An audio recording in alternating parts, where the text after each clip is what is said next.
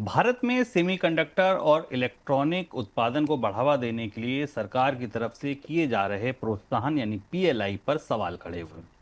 Canada ने WTO में सवाल उठाए हैं कि प्रोत्साहन के तौर पर भारत की तरफ से की गई योजनाओं पर कनाडा ने भारत से विस्तार से सफाई मांगी है। कनाडा ने ये कदम ऐसे समय में उठाया है जब दोनों देशों के बीच रिश्तों में सुधार के लिए प्रयास हो रहे हैं।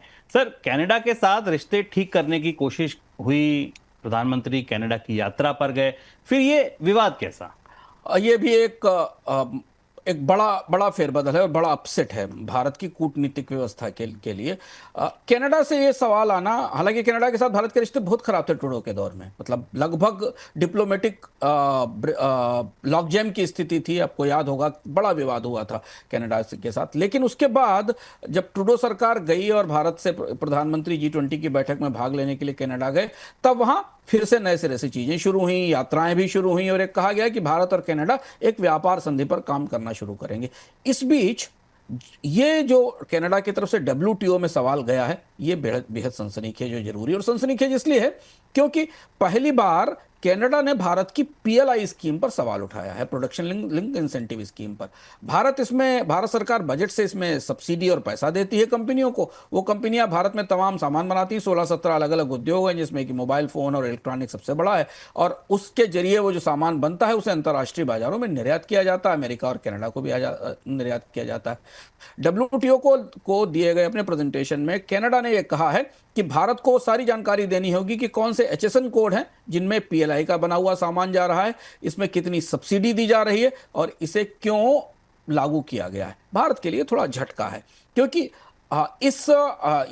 ये मामला अगर आगे तूल पकड़ता है तो अमेरिका भी इसमें शामिल हो सकता है, क्योंकि अमेरिका लगातार डोनाल्ड ट्रंप के आने के बाद भारत की इसी तरीके की कोशिशों पर सवाल उठाता रहा। और आपको याद रखना होगा कि अमेरिका के विरोध के कारण ही भारत की निर्यात प्रोत्साहन स्कीम बंद हुई थी 2019 में, और उसके विकल्प के तौर पर यह पीएलआई स्कीम लाई गई थी जिसे लागू किया जा रहा है। तो भारत और कनाडा के बीच रिश्ते बनते बनते फिर डब्ल्यूटीओ के मोर्चे पर तनाव या टकराव की स्थिति में पहुंच गए हैं। इस खबर पर हमारी नजर रहेगी, इस पर भारतीय पक्ष की क्या प्रतिक्रिया आती है ये देखना होगा। पर यह महत्वपूर्ण मामला है जो भारत की सबसे बड़ी, सबसे mega scheme, production link incentive scheme को डब्ल्यूटीओ की चुनौती के दायरे में ला रहा है।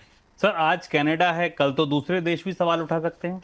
मुझे यूएस की तरफ से संभावना लगती है, क्योंकि अमेरिका शायद इस पर सवाल उठा सकता है, क्योंकि भारत ने यह माना था कि production link incentive scheme WTO के नियमों के तहत है और अपने देश में उत्पादन बढ़ाने के लिए आप अगर कोई सब्सिडी या प्रोत्साहन देते हैं तो डब्ल्यूटीओ के तहत उसकी इजाजत दी जाती है। पर कनाडा ने जो सवाल उठाए हैं और खासतौर से बायलैटरल ट्रेड नेगोशिएशंस के दौरान सवाल उठाए हैं, ये मामला थोड़ा आने वाले समय में तूल पकड़ सकता है, क्योंकि हमने जैसे आपको बताया कि ये स्कीम भारत की पुरानी निर्यात प्रोत्साहन स्कीमों की जगह लाई गई थी, जिसे अमेरिका ने डब्ल्यूटीओ में चुनौती दी थी और डब्ल्यूटीओ का फैसला भारत के विपक्ष में आया था। भारत उस मुकदमे को हार गया था और उसके बाद भारत को अपनी सारी निर्यात प्रोत्साहन स्कीमें बंद करके ये मेगा स्कीम लॉन्च करनी पड़ी थी।